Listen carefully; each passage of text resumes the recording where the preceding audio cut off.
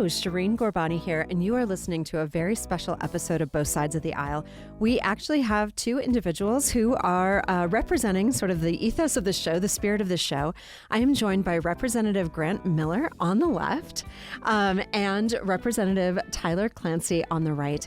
And they are going to share a little bit about their journey into politics, their shared commitments around some issues, and I think you're going to enjoy the conversation. So welcome to both of you. Thank you for joining. Thank you for having us. It's exciting to be on the show. I'm so glad to be here. Happy to have you. So I'll start with you. Can we do first names? What do you like? That's great. Okay. That's great. Tyler, tell me a little bit about your journey into politics. Well, I don't think my journey into politics was too different or exciting than anyone else. I consider myself just a normal guy who worked in different campaigns. And to quote my good friend, Representative Ashley Matthews, if you're not at the table, you're on the menu. Yeah. And recognizing that civic engagement is so important about anything you care about, from sports to health policy and criminal justice. So I recognized pretty early on that it touched every sphere of life that I cared about. And so I just wanted to be engaged and had some exciting opportunities, to run for office and different things like that. But nothing particularly exciting. I consider myself just right in the middle there, as just a normal guy. So tell me what your district looks like. Where is it? And when did you start serving? Absolutely. So my district, I began running for the seat in 2022 at the end. It was a special election. It's House District 60. It's in Provo, Utah. It's about 12 square blocks. It's pretty small because it's dense. It's kind of the urban core of Provo. A lot of BYU students. Actually, the median voter in House District 60 is 26 years old. So I'm actually old for the district there. So. Well, and this is radio, so can you share? Are you willing? I'm 28, so getting up there. This is an unusual, I would say, representation here because it's a fairly young cross section of the body. We have a lot of older individuals serving in our legislature, and you both stand out in terms of your age. Grant, tell us a little bit about you. What was your journey into politics? Where do you serve? And a little bit about your background. A little bit about my background. I'm a public defender, which kind of informs a lot of what I do in the legislature and how I wound up in the legislature.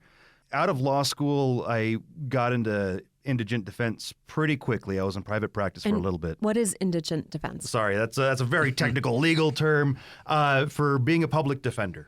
If you can't afford one, you're considered indigent by the court, and the court says, here's your lawyer. Same kind of thing in the movies. Or in real life, you get Mirandized. If you can't afford a lawyer, one will be appointed to you, and you wind up with me. Yeah. You still wind up with me. And I got involved in doing that work because I cared about helping people in vulnerable situations. Believed that, a lot of people who need lawyers the most can't afford them. Yeah. And if you have that skill set, you need to afford it to people who really need some of the most help in the court system. So I started working there, and I did what I could in the courts, and I realized that some of the bigger levers, some of the problems with the system were bigger than what you could deal with in the courts, and that some bigger solutions were necessary. So I started looking at the state legislature and threw my hat into the ring with hopes of nothing more than bringing some issues to light through a campaign, but was lucky enough to have a successful campaign, and now I work in the state legislature. Wonderful. And then you're also in a super urban area. You're in Salt Lake City. Correct. Yeah. And about how far south does that go? Oh, so I am in between 4th South and I-80. I'm kind of framed by those two thoroughfares. So right almost in the heart of the city. Oh, I know some of my colleagues who represent Salt Lake City as well take issue with this, but I say I represent the best part of Salt Lake City. I got Liberty Park, Trolley Square, Ballpark, all the best parts when you swing by the downtown. So you serve in legal defense, that the world that you're in. And Tyler, you're on a different side of this when we think about the public. Can you talk a little bit about your day job? Sure. I'm a detective with the Provo City Police Department. Prior to that, I was a patrol officer. And so what's interesting is, I do think a lot of times we see it as, side A and side B. But really, as Representative Miller and I have talked at length about some of these issues, and I think 99% of the public is trying to solve the problem in whatever manner that looks like. Yeah. And that's where I think we find a lot of common ground, particularly in just the ethos and the spirit of what we're trying to accomplish by helping our communities heal and safer neighborhoods for everyone. So I know you both have some shared priorities when it comes to the legislative agenda. And as listeners tune into this episode, we'll be right on coming up into our legislative session. Can you talk a little bit about maybe some of the things that you're working on or things that you're excited about? There's a lot there, but certainly when it comes to shared interests, you'd think that between being a police officer and a public defender, we'd be at each other's throats on the House floor, and that's not true at all. One of my closest friends and colleagues on the House floor is Representative Clancy, and we have a lot of shared interests, particularly when we're dealing with the issues of homelessness and the unhoused community and the ways to effectively find solutions. One thing I really admire about Representative Clancy, he won't be with us very much longer. He's moving on up, and he's going to be dealing with the unhoused situation statewide for the state. And I can't think of anyone better suited to sort of take that job by the horns. Representative Clancy is a compassionate individual and a really sharp guy that I'm going to miss in the legislature that listens to all sides and doesn't just listen, but takes that into real consideration to find some real solutions. Yeah, wonderful. Would you like to provide praise to your colleague? I'm just kidding. I was like, just kidding. Man. That's very sweet, Grant. But talk about some of the places where you might be thinking about legislation or just priorities heading into the legislative session. Oh, such a good question, and thank you, Representative Miller, for your kind words. I mean, I would say, kind of going back on my original point, is that so many times, when we think about this criminal justice system, 99% of the people will actually agree on what they want to see when someone enters the criminal justice system. Yeah. And this is, if someone needs mental health care, I want them to get the treatment that they need. Yeah. If someone's addicted to drugs, I want them to help get off that path without hanging what I call the scarlet F of a felony record over their head and knowing that that's going to cause challenges further down the road. And then obviously if someone is truly a danger to the community, they want that person to be incapacitated, be away from the community. And so the question for us is to say, how do we make our system follow that common sense? And that's easier said than done. And so we've been working on one of the models that has been taking a lot of energy in this space is the swift, certain, and fair model. And Jennifer Doliak with Arnold Ventures has done a lot of research about this. But this is making sure that people feel confident that when they enter the system, the consequences are going to be fair, it's going to be swift, and they can expect what's going to happen. And this allows individuals to get off of that kind of spiraling path that they're on without necessarily going through the carceral process. And so there's a lot of broad agreement. It's a big Venn diagram, I think, that we're working on, but those are just a few of the things that I think you're going to see coming up in January. Nice. So, Grant, I want to ask, and I'll ask you both this, but I think people feel often disconnected from their representation. We hear that Utahns don't feel like they're really represented by the legislature. Can you talk a little bit about what it means, or from your side of things, how good collaboration, communication works with your constituents? Like, what do you recommend that people do? How do you recommend they get in touch with you? Like, how can you give an example of like a good community connection where you've been able to learn about something, work on something because of that outreach? Absolutely. I will say this right now. I take a lot of effort to get back to everyone who reaches out to me. If you send me an email, I'm going to send you an email back. If you call me, I'm going to call you back. And if you handwrite a letter, I will handwrite a letter back. You got to give me some time because I got a lot of things between the legislature and being a public defender. But I do get my vibe check, if I can say that on a podcast. My vibe check with my constituency comes from that communication. Yeah. And there are sometimes blind spots that you have when you're in session.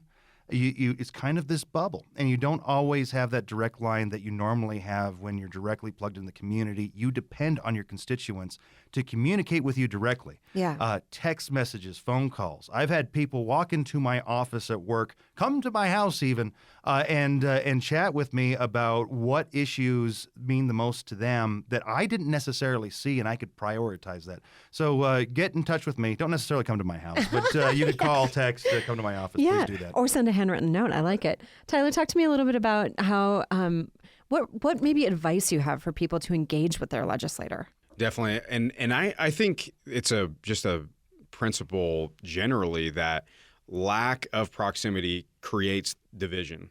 And so many times I think I've seen where I always hear the quote, people hate the legislature or they hate Congress, but they love their representative Yeah. or their legislator. And I think a lot of that is because of proximity, is that you can say, well, I actually wrote Grant a letter. He doesn't agree with me, but he wrote me a letter back, and I can tell he's a good guy, he's working hard, et cetera. Those are the kinds of things where I think the more that we can get in the same room with people, whether that's, I try to host a town hall every month in Provo, breaking bread together. And you'd be surprised, a lot of people that come to my events, they come because they don't agree with me. But more often than not, when we have these conversations, we break bread together and get in the same room, that proximity can build those connections that I think are fruitful when it comes to decision-making time. And we can lean on those relationships you've created. That's right. So I'll just advise listeners. I know we have a very informed listenership, but you can go to le.utah.gov. You're able to look up by your address who your representative is in the House and then also in the Senate. And right there on that page, when you click through, is the contact email. There is an address there. If you do want to send a note, you can do that. And also a phone number. And you can reach out directly to your representation. And I think it's really important to do that. I always recommend to people the best time to do that is probably not early January or in the legislative session, but to build those relationships throughout the year. It's a part-time legislature, but you do serve and respond throughout the year. So we will take a quick break. And when we come back, we're going to talk more specifically about the issue of housing, homelessness, and unhoused individuals in our community. This is Shireen Ghorbani, and I'm joined by Representative Grant Miller and Representative Tyler Clancy. You're listening to Both Sides of the Aisle on Utah Public Radio. We love to hear from listeners like you. If you would like to send us a comment, email bsotapodcast@gmail.com. That's bsotapodcast@gmail.com. Thanks for listening. Hello, this is Shireen Ghorbani, and you are listening to a special episode of Both Sides of the Aisle. I'm joined by Representative Tyler Clancy and Representative Grant Miller, representing the left and the right, currently serving in our state legislature, both with really interesting backgrounds and I think a shared commitment around a humane, a dignified, a productive approach to addressing homelessness in our state and in our communities. So, Grant, I'm wondering if you can talk a little bit as a public defender about how homelessness, how unhoused individuals, how the entire kind of breakdown of that system shows up in your work. It's a great question because there's a lot of overlap. And homelessness appears in many different ways. You don't necessarily have to be living on the street or a park bench to be homeless. You could be couch surfing. You could be living out of your car. You could be in between jobs and you just don't have a formal place to live. But in all those categories, a lot of times you get swept up into the criminal justice system. And the deeper into poverty you are, the easier it is to get caught in that net. And a lot of times it's as easy as picking up a whole bunch of trespassing tickets for being at the park too late, and it just turns into a warrant because you missed court. A lot of times it's really difficult. If you ride tracks without a ticket because you can't afford one, you could miss court and get a warrant for that. You could have a whole bunch of outstanding tickets because tracks goes throughout the entire county, which spans dozens of different justice courts. You miss one, you get a warrant out for your arrest, and you're, boom, in the system. So dealing with my clients, particularly with misdemeanors, a lot of my clients are unhoused, but even with felonies, a lot of these have nexus to drug cases. Drug cases are enhanceable. And so if you have drugs on multiple occasions, you wind up in the felony system and you're in state court. A lot of what I do is work with social workers and work with community members to figure out long-term stabilization plans. Yeah. There's a lot of trauma if you've been living on the streets, and that trauma isn't necessarily immediately helped by moving in and out of the carceral system. Right. And the trick is finding an off-ramp at some point so that way you have long-term stabilization. So that way you don't wind up going back to the streets or to the Maverick across the street from the jail, but that you actually have a place to land, a place that we trust that can have wraparound services for a long-term chance at you becoming productive and self-stabilizing. Yeah. Easier said than done, but that's what we're all trying to find answers to and trying to streamline resources towards. Yeah. So, Tyler, you are in what is for now you're heading into your last session, because at the end of this session, you will step down from the legislature and start a new role. But we first met when you were working in a little bit of similar work. So Tell me about your journey into this role. And for listeners who have been with us a long time, last year we had Wayne Niederhauser, who was here and talked about homelessness services. And that is the role that you are stepping into. So give us a little bit about the journey and the work that you've been doing in this space. Well, to build on what Representative Miller said, homelessness is so much more than that word. I think it's just a big umbrella, and sometimes it doesn't really accurately describe what individuals are going through. So how did I get into this work? I think, once again, not being too different than a lot of people my age, I saw particularly the drug crisis and the nexus to homelessness very acutely with friends and family members and also community members. I think too many times we say, well, there's us and then there's the homeless.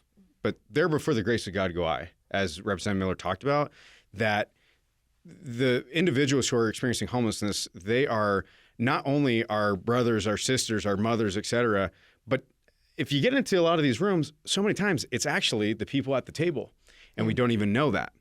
I think when we're looking at solutions and we're trying to work in this space, one of the hardest things to find is this balance, the right amount of pressure, because addiction is very intense. Yeah. When someone's on the street, as you mentioned, living on a park bench, living in a park, going from place to place, getting moved along by police, and they're in the thralls of fentanyl or meth addiction, it can be very tough. So you look at historically where, long sentences for drug possession or whatever it might be. Then you see a shift in 2016 to 2021. Take Portland, for example. They passed a proposition called Proposition 110 and decriminalized drug use and drug possession. Officers actually just gave out tickets with a hotline on it. Yeah. Well, there was never that correct amount of pressure to get people into the treatment that we all agree that's the right path, and that's where people are going to heal. This is something Dr. Keith Humphreys, actually President Obama's drug czar, talked about. And so one of the things that we're really focused on this legislative session, I'm sure it's going to continue, is what is that balancing point where we're not taking that hardcore libertarian approach of saying, I don't care what you do. Go and suffer on the street. And unfortunately, as we know, the number one cause of death right now for homeless Utahns is a fatal drug overdose. That's not okay. And at the same time, what do we do to help people get on that path of healing? That's the tough questions that we're trying to take on. And it's going to take all hands on deck, all different perspectives. And I think people would be surprised about how many people that disagree are in the room together constantly talking about these issues, not always leaving the room in agreement, but making, I would say, that forward progress that we need. Yeah. So you are stepping into the role to lead this for the state here at the end of the legislative session. When I think about it, I'm a pretty regular volunteer in the space. I do the unsheltered nights at there's a church here in Salt Lake City that opens up too, actually.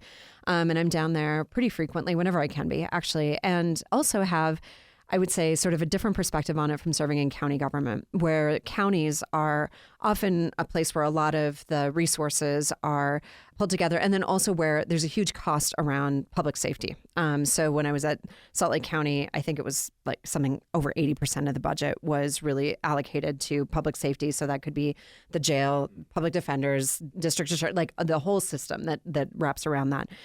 And this is something that's personal to me too, right? My father's an immigrant to this country, struggled with addiction, spent time on the streets, all like in shelters. All of that felt really like something that, as a family member to it, it feels so systematically impenetrable, like it's hard to figure out what to do. I often say it's really expensive to be poor in this country. It's really expensive to get into these systems and difficult to navigate out.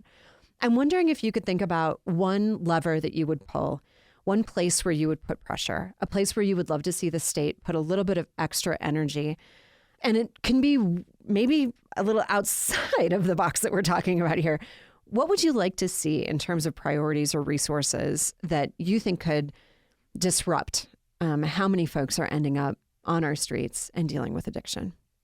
Just one? Or just maybe something you would love to. I know you have some good ones. Yeah, see extra attention to. Well, the one of my favorite quotes is, you can't attain an answer to such a complicated question through one pathway. Yeah. And if there was a single answer to our homelessness crisis, I'd like to think that we would have been able to find it by now. This is an issue that will always need more and more resource. And I don't know if we could ever get to a point where we could give it the resource that it truly deserves. Yeah. But, to give you an example, in my district, there are 2 shelters. And the road homes in my district. And when I toured the road home, I was really surprised to go to the kitchen. And the reason being is it's got this beautiful industrial kitchen. It's all brand new, and it's never been used.